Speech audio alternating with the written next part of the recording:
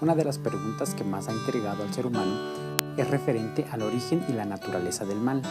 A lo largo de la historia se han creado diferentes enseñanzas, teologías y doctrinas que intentan explicar esto, lo cual ha llevado a una comprensión dualista del tema, en la que se enfoca al mal como la contraparte del bien.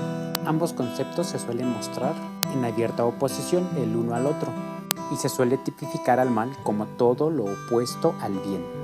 En algunas ideologías se plantea que el mal reside en la habitación de las tinieblas y es todo un reino jerárquico, gobernado por entidades oscuras, con carácter y decisión propia, cuya razón en la existencia es solo una: provocar el sufrimiento en los seres humanos, cuyo principal gobernante debe ser un arjonte en abierta oposición a la soberanía de Dios.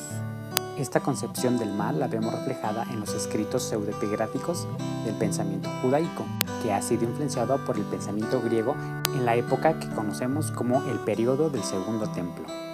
Pero, ¿cuál es la perspectiva y definición que encontramos de estos conceptos dentro de la escritura de la Torá? ¿Cuál es la esencia y el origen del mal desde la perspectiva hebrea?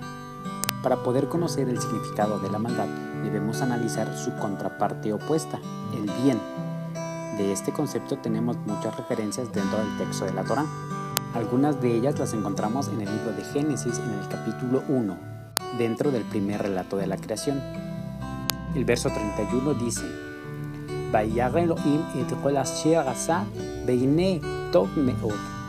En ese texto la expresión tov meod se ha traducido como bueno en gran manera.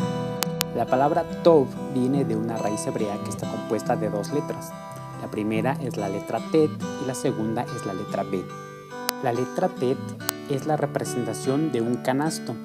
En la antigüedad los canastos se hacían con mimbres o con tiras de caña que crecían junto a los ríos. Estas tiras se entrecruzaban unas con otras de manera concéntrica y haciendo círculos que al crecer formaban las paredes del canasto. De esta manera la letra T transmite la noción de rodeando o circundando un área. La segunda letra es la letra Bet, que es la representación de una casa o de una tienda. También representa a la familia que habita dentro de la tienda. La combinación de estas dos letras transmite la noción de rodeando la casa. Cuando una casa se rodea de cuidado, protección, alimento, amor, cuidado y prosperidad, se vuelve una casa funcional. Es decir, es un lugar apto para el crecimiento de las semillas o de los hijos. Desde la perspectiva hebrea, algo que es funcional es aquello que cumple el propósito para el cual fue creado. Cuando el Eterno mira la creación, Él se da cuenta que todo cumple la función para lo cual Él lo creó. El sol brilla en el cielo durante el día, la luna ilumina la noche, junto con las estrellas, los peces nadan en los mares, y la tierra produce árboles, plantas y semillas. Todo esto es funcional, y por eso se dice que es bueno. El concepto del mal dentro del texto hebreo está denominado por la palabra Ra'ah, y de manera simple podemos decir que si el bien es algo funcional, entonces el mal es algo disfuncional, o es todo aquello que no cumple el propósito para el cual fue creado. Por ejemplo, el día que el sol deje de salir en el horizonte será algo sumamente malo. Cuando analizamos la etimología de la palabra mal dentro del texto de la Torá, encontramos que esta expresión está formada por dos letras en su raíz. La primera es la figura de la cabeza de un hombre, que en hebreo es la letra Rosh. Y la segunda es una letra que en la antigüedad era conocida como la letra Gag, que es la representación de un paño enrollado, que transmite la noción de torcer. La primera letra, la letra Rosh, transmite la noción de un hombre, la cabeza de un hombre o los pensamientos que se producen dentro de la cabeza del hombre. La segunda figura, que es el paño torcido, transmite la noción de torcer. La combinación de ambos pictogramas significan un pensamiento retorcido. Un pensamiento retorcido es aquel que va en contra de las leyes naturales de la existencia y por ende es algo que provoca no cumplir con la función para lo cual fue creado una persona o algo en la naturaleza. Es decir, es algo que es disfuncional.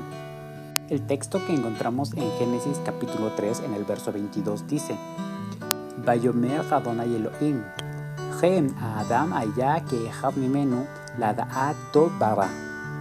El texto se traduce como: y dijo Adonai Elohim, vean, el hombre ha venido a ser como el mismo árbol, para conocer el bien y el mal. Esto nos enseña que la esencia que había en el árbol, que podía hacer que quien comiera su fruto conociera el bien y el mal, ahora se había trasladado a la persona misma del hombre. El hombre podía conocer todas las cosas.